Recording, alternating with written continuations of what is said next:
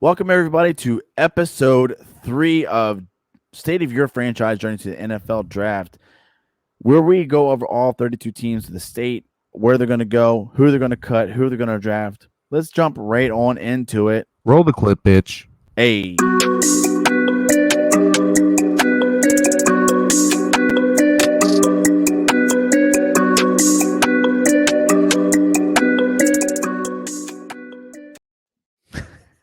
What is up, guys? My name is What's Sean. up, bullshitters? I'm right next to my man, John, and this is No Bullshit Sports Podcast, YouTube style.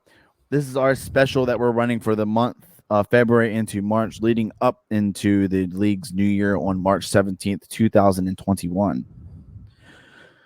The Tennessee Titans, they're a little bit underwater right now. They are 21st in the league in cap space, where they have negative $2.192 million in cap space. Like, you can't even, you have less than money. So you know what that means? Time to cut some fat, baby. Let's make some cuts. I'm starting off with a wide receiver, Adam Humphries. That'll save the team almost $5 million, 4.75. Yes, 4.75 million to be exact, actually. Beautiful. That'll bring the team up to $1.897 million in cap space. And he only played 21.2% of snaps. Even though it was injuries, it was injuries, but still, you know, it's not worth it. It's not worth it. You have Corey Davis that you still have to possibly re-sign, and then you have AJ Brown, who both receivers, you know, they're pretty solid. I think, you know, they'll both be better than this year. So, next thing we're gonna cut cornerback Dane Kruzek.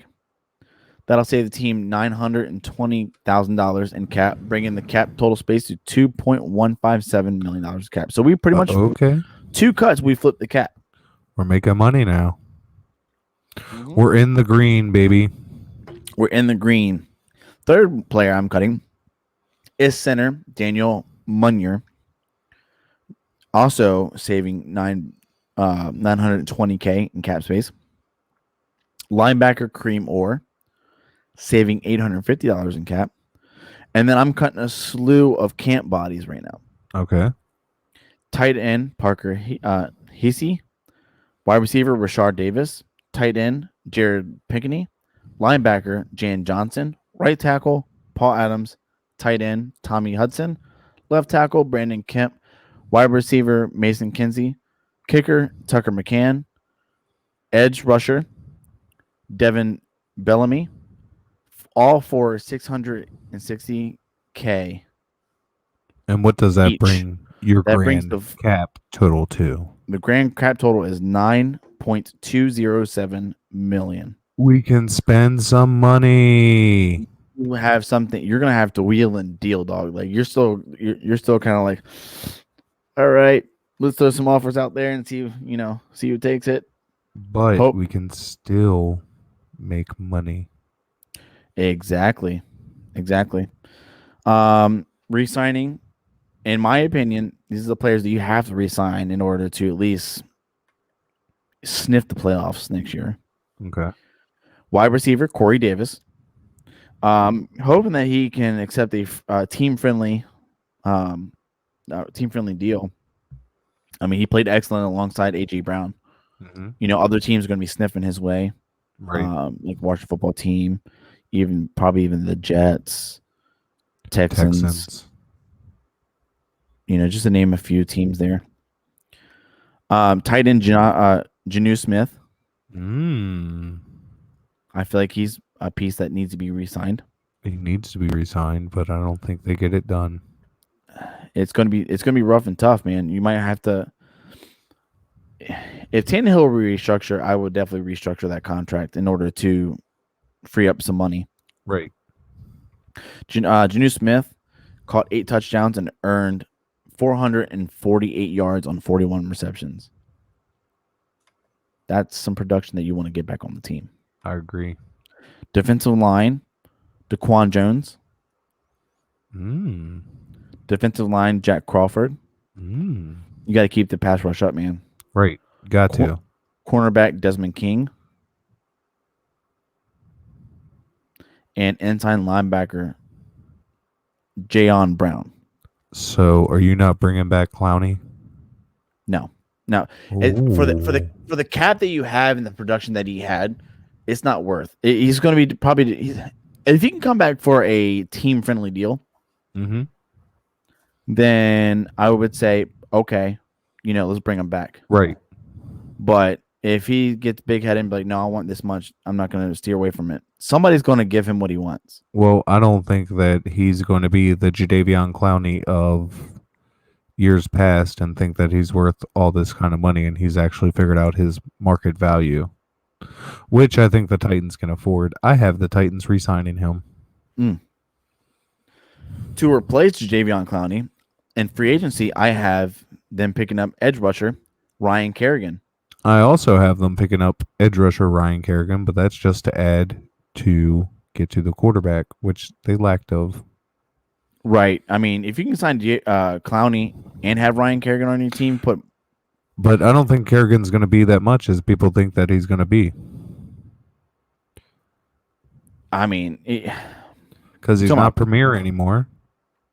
Yeah, the price tag is going to be low, but right. I mean, his production may take a small hit, but he's actually a solid player. Like he won't get you numbers like he used to. He might not get double-digit sacks, but he's somebody you have to worry about who's going to at least get the pressure there to the quarterback.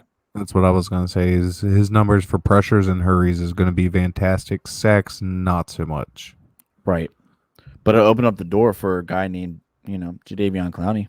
True. I also have the team bringing in defensive line Lawrence Guy. Okay, rotational. And exactly what I put there. Guy has been in a rotational position for the Patriots, only playing about 50% of the defensive snaps. Right. Keep that defensive line healthy. Keep them rotating. Keep them juiced up and moving around. That's what I feel like you should do with the defensive ends as well, like Kerrigan. Put him on a rotational, but make sure that he has his starting spot. Like you're our guy, but we're gonna rotate you out to keep you fresh. Right. Also, just for a cheaper option to bring in wide receiver John Ross III. I believe they can get him for a nice cheaper deal to put pressure on other teams' secondaries.